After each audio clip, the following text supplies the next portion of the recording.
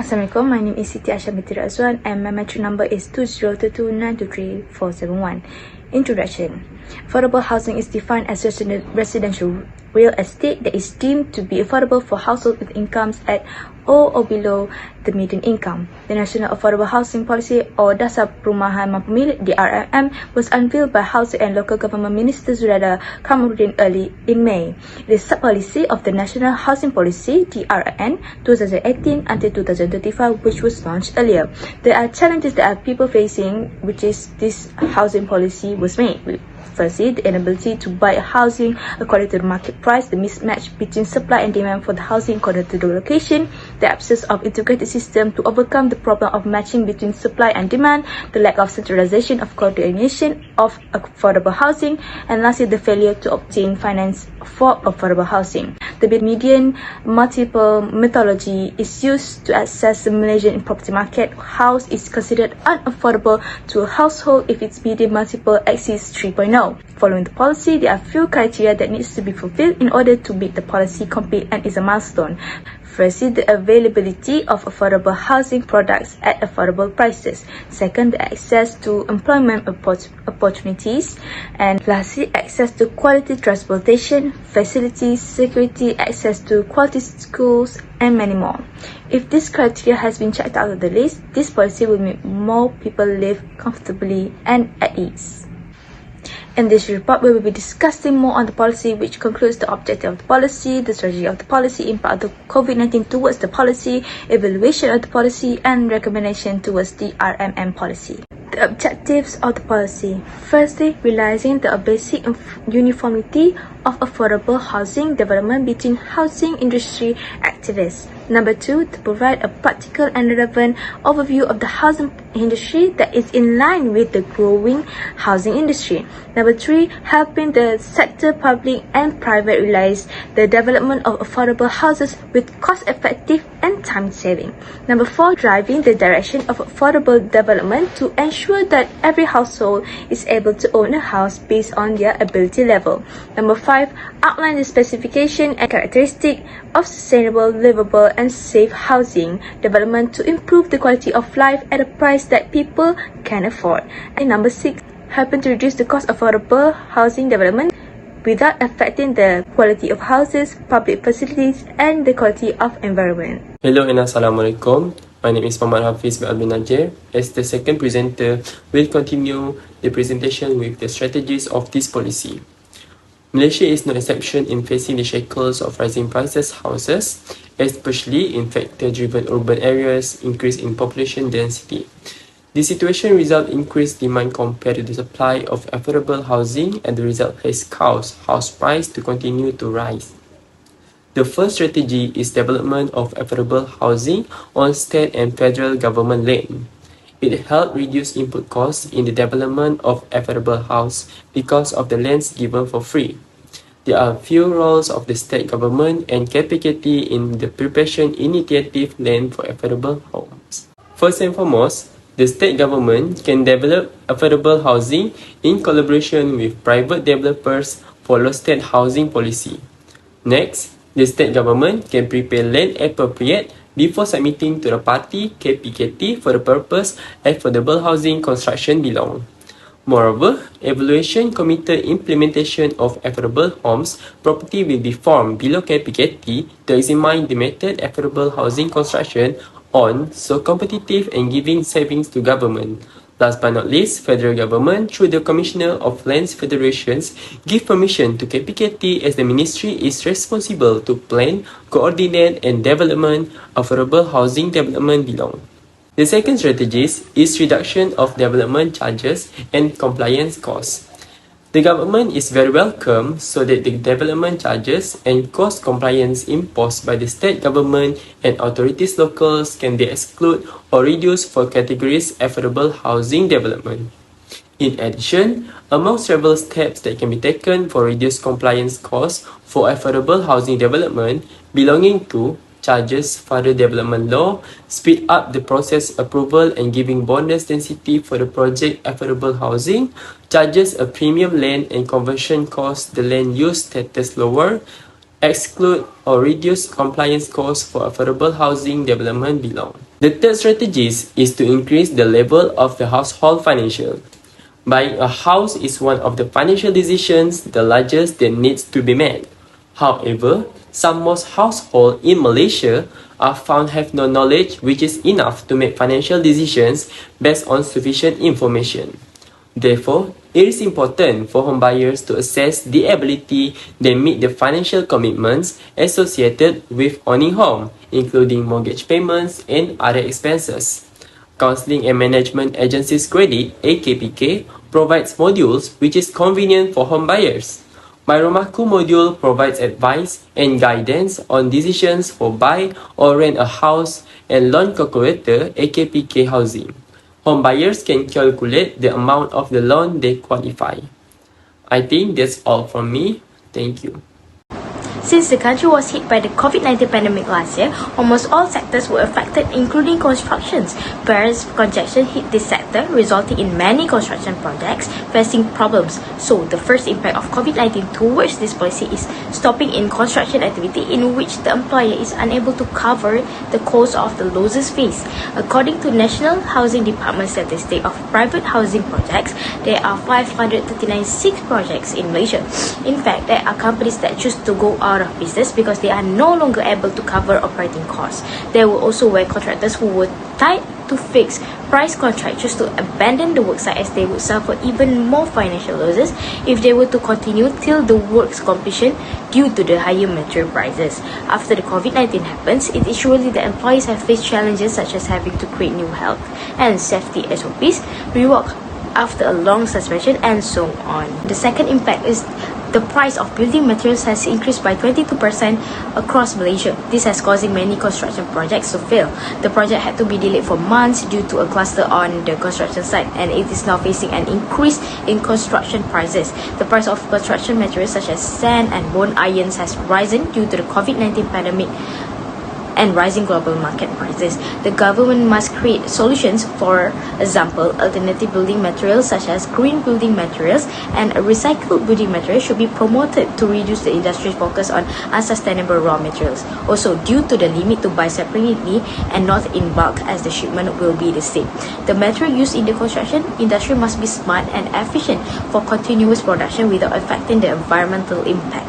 It is now time for local researchers to conduct research on alternative construction materials that are more easily renewable and environmentally friendly. It directly prevents us from continuing to rely on foreign experts. And lastly, the third impact of COVID-19 is job losses and reduced wages as a result of many abandoned housing projects. Throughout the MCO, many economic sectors that previously generated large profits, especially in construction, many abandoned housing projects have resulted in job losses and wage reduction. An employee decision to fire an employee is not an easy one. As a result, MEF always advises employers to use this option as a last solution. MEF always encourages employees to sit down and discuss the best way to avoiding factors to terminate employment. MEF suggested to the government that fired foreign workers be allowed to return to work in other sectors that require their services. It may reduce the cost to their previous employer. Assalamualaikum and hi, I will explain about the recommendations of the policy. First, it guarantees housing affordability of low-income household. In general, affordability of housing correlates with market price, making it an important indicator for the housing industry. The medium and low-income housing is referred to as affordable housing and sometimes referred to by terms like low-income housing, middle-income housing and mass housing. Malaysians' incomes are not keeping up with the rate of increase in house prices, making it impossible for them to purchase a home at the market's current price. House prices increased by 9.8% from 2007 to 2016, while household income increased by 8.3%. It results from Malaysians' insufficient disposable income to support housing financing. Figure 1 showed the workers' income is brought up by the median average in the low productivity sector. This is related to the objective number 4 of driving the development of affordable housing to ensure that every household can afford it and has a home-based ability level. The next recommendations of the policy is it can improve the socio-economics of the community. The success of both current and future housing policies is measured by a variety of well-being dimensions, including health, social and economic factors, and financial stability. The Affordable Housing Policy (DRMM) was implemented in Malaysia to reduce the number of people living in the city, spread development to focus on the suburbs and close the socio-economic gap between those living in the suburbs and small towns. This is related to the objective number 5 of outlining the specifications and characteristics of sustainable, livable, and safe housing development in order to improve people's quality of life at a reasonable cost. Last recommendations of the policy is the National Affordable House is not a reason for developers to neglect the period to complete a house. A multiple increase in the price of various kinds of housing was caused by the effects of the country's high and rapid economic growth, as well as the rise in the price of uncertain goods, particularly in relation to the provision of housing. The government's goal for the 12th Malaysian Plan RMK12 is to construct 500,000 affordable housing units. However, the study found that a lot of low-income residents are still dissatisfied with the affordability of housing. The issue arises when the purchased house does not meet the requirements and the period to complete a house takes quite a lot of time and it worries a lot of people. Figure 2 showed the statistic of abandoned housing project. Hi, my name is Norisa Akmal binti Muhammad Rasni. So the recommendation of the policy, firstly to enhancing the legal framework in order to improve the rental housing sector. As we can see, many Malaysian households have chosen to buy a home rather than rent one, since there is a lack of sufficient legal protection and effective way to settle tenant-landlord dispute. These show that Malaysia lack of a formal legislation that controls the rental housing sector with expensive housing issues unlike other nations. Therefore, one of the legal framework that can be implemented is by creating a tenancy tribunal like in New Zealand. This tenancy tribunal can help people who have an issue with tenant or landlord that can't solve by themselves. The tribunal will hear both sides of the argument and can issue an order that is legally binding. Other than that, this tenancy tribunal also offers a cheap option to resolve dispute between landlord and tenants. Therefore, improving the rental housing sector by implementing tenancy tribunal can benefit Malaysia rental housing market. Second recommendation is by lowering financial obstacle to affordable housing. So according to data from the Developers Association, Real Estate and Housing Malaysia, one of the challenges is still highly cost of building. There are two ways to lower the cost of affordable housing projects. First is by adopting more advanced construction method. For instance, by using industrialized building system, which can improve the efficiency and decrease the delivery period, which lower the project cost and wastage. Other than that, IBS machinery and equipment, incentive and tax breaks could be provided. IBS also has widely used in Singapore to successfully cut construction costs overall, which result in order to labor cost saving of over 45%, which compared to traditional techniques. Second way is to reduce cost and affordable housing project, where we can lower the project applicant's fee, accelerate the approval process, and provide a density bonus for affordable housing project. As a result, a lower land premium and conversion costs. Last recommendation is by emphasis build to order BTO program like in Singapore, where BTO program construct houses in response to demand. The public is invited to apply to the various homes that are offered in different parts of Singapore. Furthermore, the project will not be built unless there are a list of 70% of more applicants than there are units in a given contract. This has given the ability to determine the level of public demand and distribute homes via a voting process. Following that, the voting system will be update applicants on the status of their application. So if Malaysia adopted such a system, it will help to address the market existing demand-supply imbalance and residences would instead. Conclusion: DRRM will give a new boost to the government's effort by increasing the supply of affordable housing as well as increasing home ownership for the people among the people, especially for the low and the middle income groups. Thus, DRRM is an effort by the governments to focus on the concept of sustainable, affordable housing for the country.